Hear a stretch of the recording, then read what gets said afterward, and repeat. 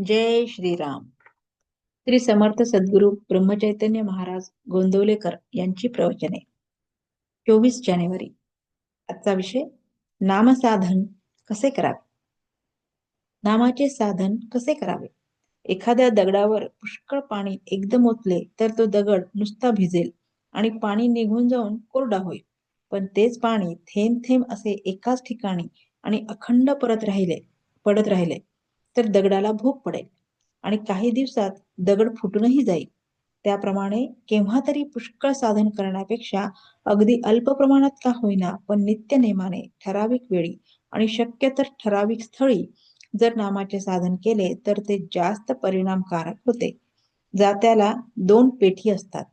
त्यातले एक स्थिर राहून दुसरे फिरत राहिले तर दळण दळले जाऊन पीठ बाहेर येते. पण जर दोन्ही पेठी फिरत राहिली तर दळण दळले न जाता फुकट श्रम मात्र होतात. माणसाचे शरीर आणि मन अशी 2 पेठी आहेत.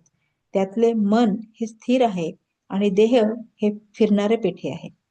मन परमेश्वराच्या ठिकाणी स्थिर करावे आणि देहाने प्रपंचाच्या गोष्टी कराव्यात.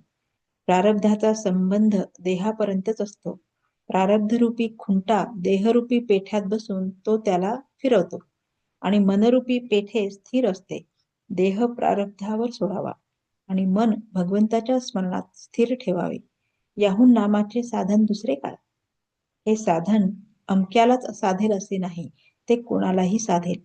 गरीबाला गरिबीचे दुःख होते म्हणून साधत नाही, तर श्रीमंताला पैशाचा अभिमान आणि लोभ असतो म्हणून साधत नाही. विद्वानाला विद्येचा अभिमान होतो म्हणून साधत नाही, तर अडाण्याला काय करावे हे समजत नाही म्हणून साधत नाही. साशंक वृत्तीने कितीही साधन केले, कितीही नामस्मरण केले तरी कधी समाधान होणार नाही.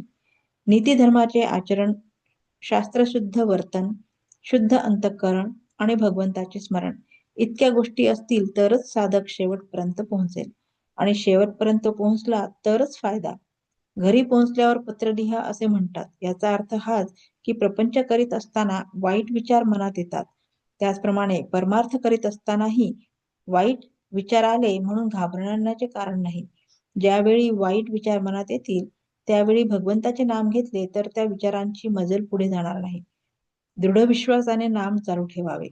जिथे कर्तव्याची जागृती आणि भगवंताची स्मृती आहे तिथेच समाधानाची प्राप्ती होते. भगवंता मी तुझा आहे असे रात्रंदिवस म्हणत गेल्याने भगवंत प्रकट होत जाईल आणि भगवंत जितका प्रकट होत जाईल तितके मीपणाचे दडपण आपोआप कमी होत जाईल. बोधवाक्य. प्रारब्धाची व ग्रहांची गती देहापर्यंतच आहे. मनाने भगवंत भजायला त्यांची आडकाठी नाही. जय श्रीराम.